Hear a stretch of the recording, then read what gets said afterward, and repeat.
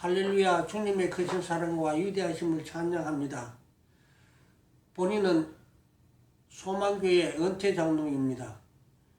40년 전에 과로로 죽었다가 살아놓은 내용을 이제 간증코자 합니다.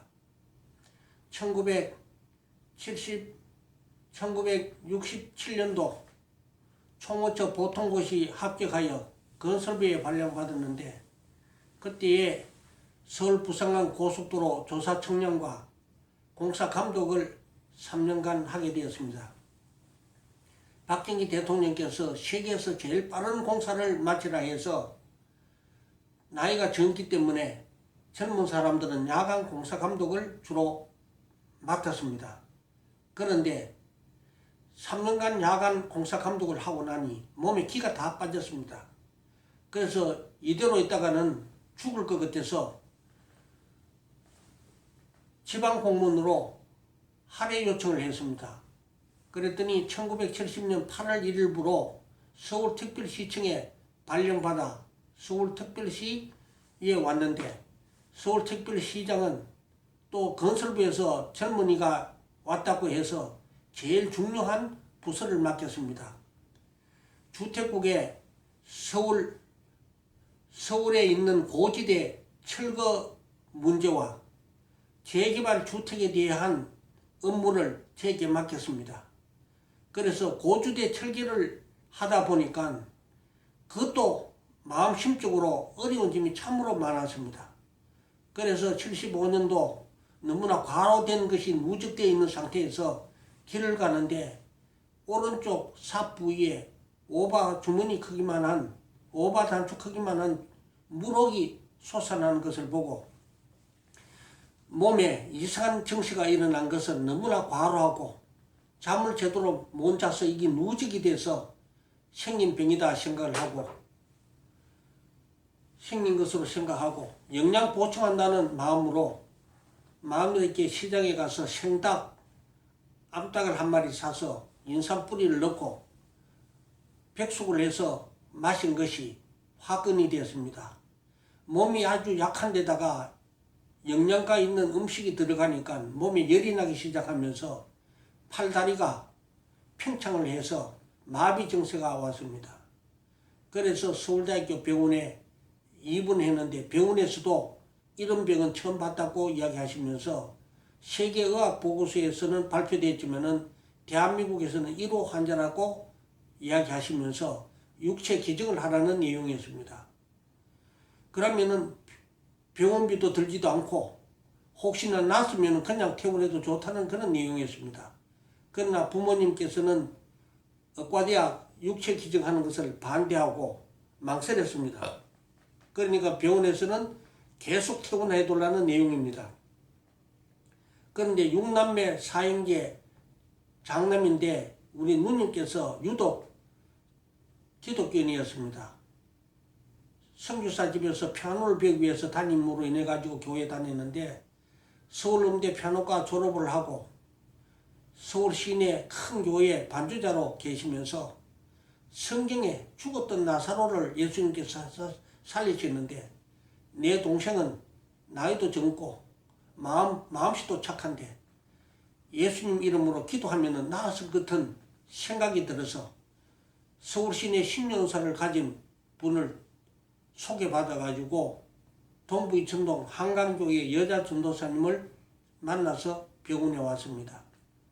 병원에 와서 나의 이름표, 나이 확인을 하시고 내 눈동자를 열심히 보시면서 손가락으로 예수 믿으시오, 예수 믿으면 일어날 수 있는 분이 왜 이렇게 누워만 계시냐고 하시면서 통성 기도를 해 주셨습니다.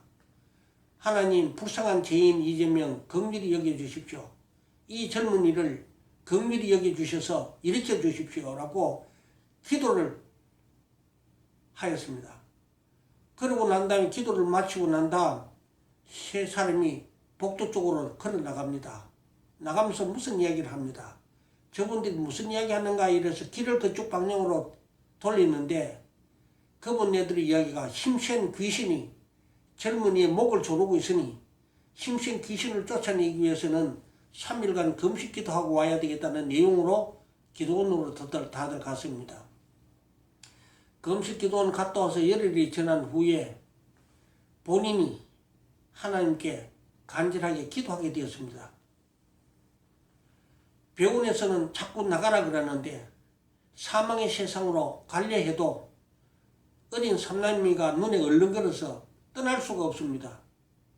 69년생 딸과 71년생 아들, 74년생 아들, 3남매를 두고 도저히 떠날 수가 없습니다. 마누라는 아이들 양육을 원치 않습니다. 남동생 3명도 조카들 양육을 원치 않습니다. 그러니 세상에 어린 것을 두고 떠날 수가 없으니 본인이 뿌린 씨앗은 본인이 건져야 되겠으니 하나님 제 생명을 연장시켜 달라고 울부짖어 기도했습니다. 그런데 눈을 뜬 곳은 전설의 고향에 나오는 사망의 세상에 도착했습니다. 사망의 세상에는 안개가 쭉 끼어서 3m 이상 볼 수도 없고 땅속에서는 하얀 안개가 솟아오르고 안개 속에 있는 나무는 초록빛이 없는 겨울나무들이 꽉 차 있었습니다.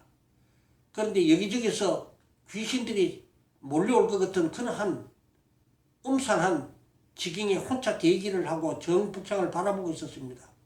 그런데 눈에 보이지 않는 강력한 힘이 빨아당기는 힘에 의해서 정북창으로 직진하게 되었는데 그때는 비행기 이륙하는 속도와 같았습니다.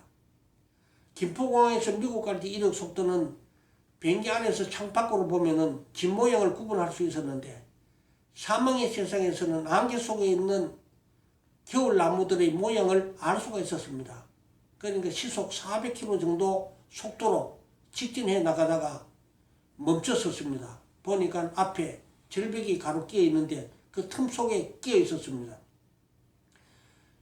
그래서 이곳에서 말라 죽겠구나 생각을 하고 살 방법이 없나 이래서 하늘로 쳐다봤습니다.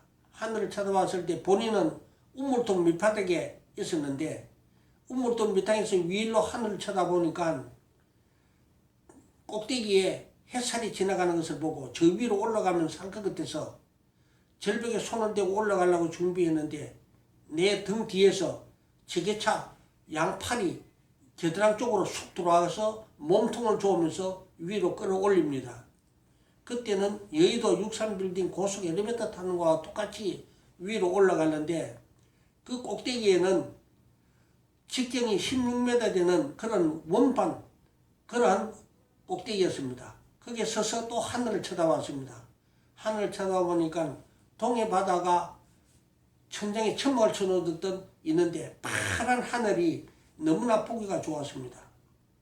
그래서 정면으로 보니까 끝없는 지평선에 이름 모르는 꽃들이 동산에 만발하게 피어 있는데 바람이 불 때마다 꽃향기가 나의 꽃끝을 향기롭게 하는 그러한 꽃동산이었습니다. 참으로 아름다운 꽃동산이었습니다.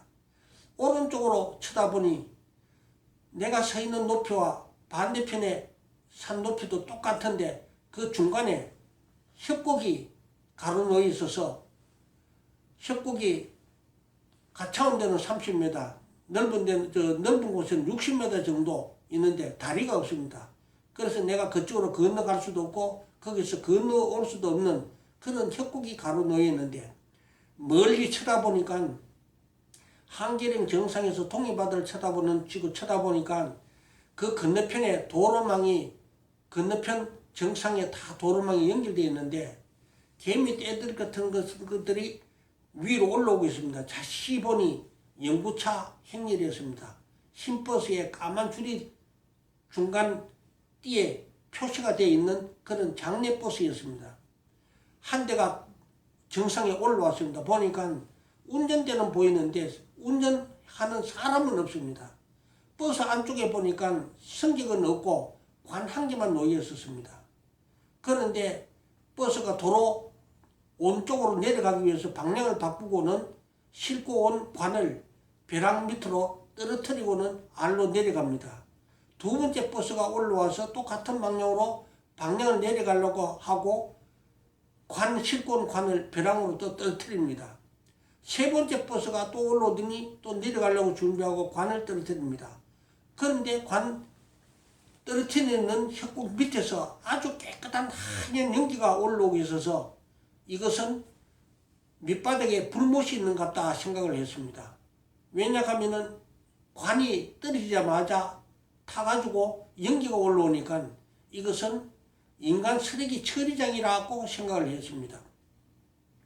근데 그것을 보고 있는데 누군가 왼쪽 어깨를 툭 치길러 고개를 돌리는데 서울대학교 병원에 도착했습니다.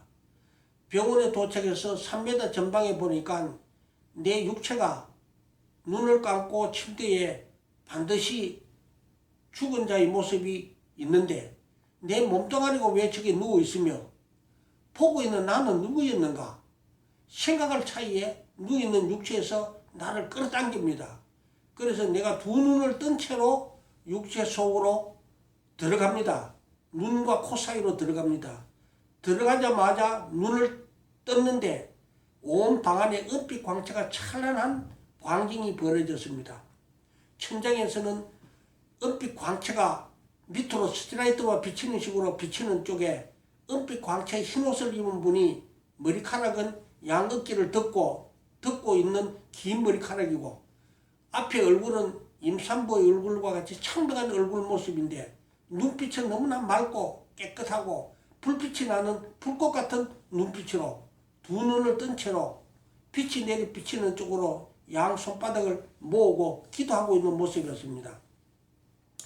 본인이 생각했습니다. 왜 기독인들은 눈을 감고 기도하는데 왜 이분은 눈을 뜨고 기도하고 있을까? 참 이상하다. 이렇게 해서 벽 쪽으로 고개를 돌렸을 때 구름 모양 사람 같기도 하고 안개 모양의 사람 같기도 한 분이 벽을 차고 나가는 것을 보았습니다. 그래서 얼른 그분 찬란한 기도하시는 분을 다시 보기 위해서 그쪽 방향으로 고개를 돌렸을 때 그 찬란한 빛은 온데간데 없고 어두운 빛이 온 방안을 덮고 있는데 수명이 다 되어 있는 백열등만큼 뻐기고 있었습니다. 그럴 때 내 육체에서는 양 입에서 침이 흘러내리기 시작했습니다. 침이 흘러내리면서 옷 속으로 들어갑니다. 그런데 침이 너무나 차운 것이 옷 속으로 들어가니까 이 침을 좀 닦아주는 사람이 없겠나 찾았습니다. 그런데 문이 쿵닥쿵닥 소리가 나면서 문을 여는 소리가 나서 쳐다보니까 처가 어린애를 넣고 양손에 큰 주전자 무언가를 2개를 들고 병원으로 들어옵니다. 그런데 전도사가 주전자 하나는 살코기, 소고기 살코기를 푹 삶아서 국물을 몇 끼마다 한 컵씩 마시라고 준비를 해오고 한 컵은 들녘에 마늘을 뽑으면은 마늘 위에 하얀 게 15cm 정도 잘라서 그것을 푹 삶아가지고 마늘물을 마시라고 해서 주전자 2개를 준비해 왔는데 본인은 보호자가 옆에 있으면서 침을 닦아주고 있을 것이지 어디 쏟아내냐는 식으로 입에서 욕짓거리가 탁 터져 나오니까 입에서 거품이 풍풍 쏟아져 나오면서 욕이 막 계속 나왔습니다.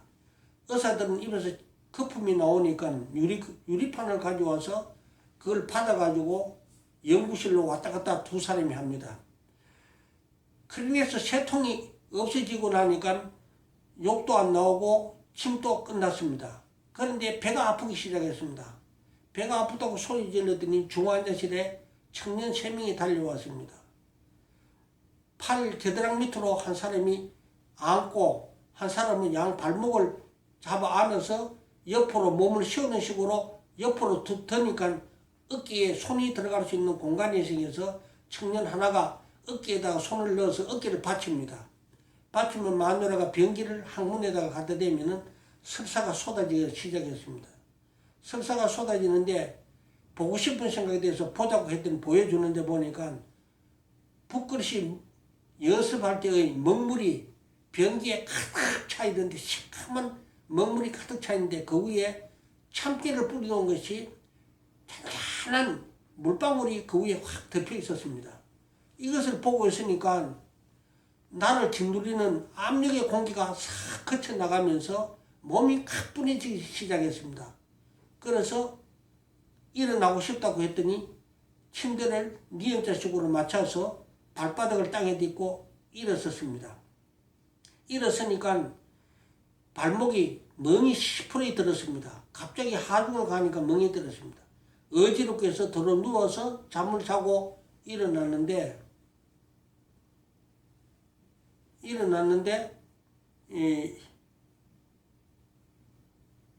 책 한 권이 보였습니다. 책 한 권이 보여서 그 책이 날아서 내 눈앞에 30cm 떨어지게 들려져 있는데 보니까 새까만 책이었습니다. 아무것도 없었습니다. 그런데 책이 도로 제자리에 놓였다가 또 붕 떠서 또 내 앞에서 30cm 떨어지게 보여줍니다. 아무것도 볼 수가 없습니다. 새까만 책밖에 없습니다. 세 번째 정신을 차리고 봤더니 230이라는 글씨체가 또렷하게 보였습니다. 보니까 보고 난 다음에 잠을 잤습니다. 그 다음날 아침에 전도사님이 왼손에 성경책과 찬송가를 들고 오는데 보니까 납작한 책이 전도사 손에 들렸는데 어제 날아다니는 책이었습니다. 그래서 전도사님 보고 납작한 책 232페이지를 보여달라고 했더니 이 책 아는 것이냐고 하시면서 보여주시는데 보니까 제목이 죽게 나오라 되어 있고 악보가 있는 찬송가였습니다. 가사 내용을 읽어보니까 죄짐에 눌린 사람은 다 죽게 나오라. 주 말씀 의지할 때에 편안 얻으리. 의지하시에 의지하시에 주 의지하시에 구하시리 구하시리 늘 구하시리 하는 찬송가였습니다. 한번 불러달라 했더니 불러주는데 본인이 따라 해봤습니다. 내 몸속에서 청년의 목소리가 터져나왔습니다. 부리고 불렀더니 병원에서는 시끄럽다고 빨리 퇴원하라고 합니다. 그럴 때 중환자실에 소문이 났습니다. 몇 호실 환자는 죽을 사람이 살아나서 이제 퇴원한다 하더라. 예수 믿는 사람이 기도하고 난 다음에 살아나서 퇴원한다 하더라. 이래서 선물을 가지고 찾아왔습니다. 다 됐어요?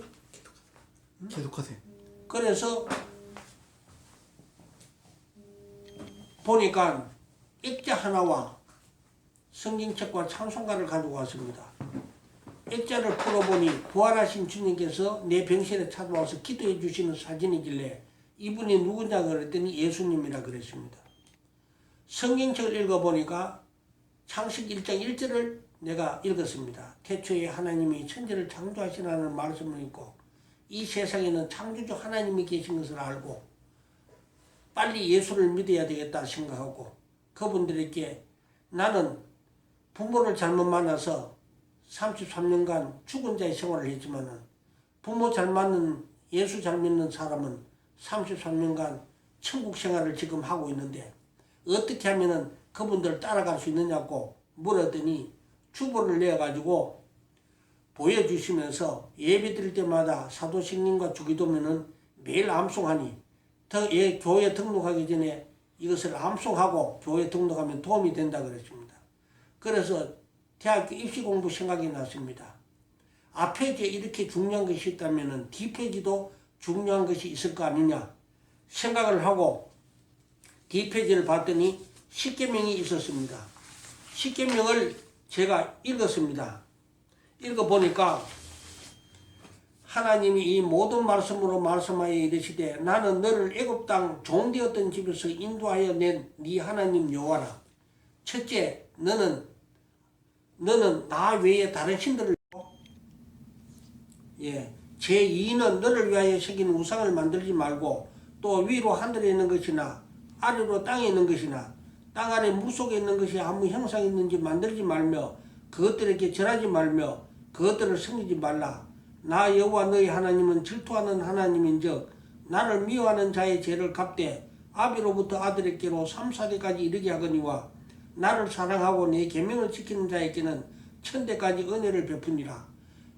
두 번째 생각하기는 나는 토목을 전공했기 때문에 육상에 공사를 할 때 큰 고목나무나 큰 바위돌이 있으면 그 앞에다가 제사를 지내고 지나갑니다. 부수고 지나갑니다. 그래서 제2도 우상 섬기는 것이 잘못됐다고는 알았습니다.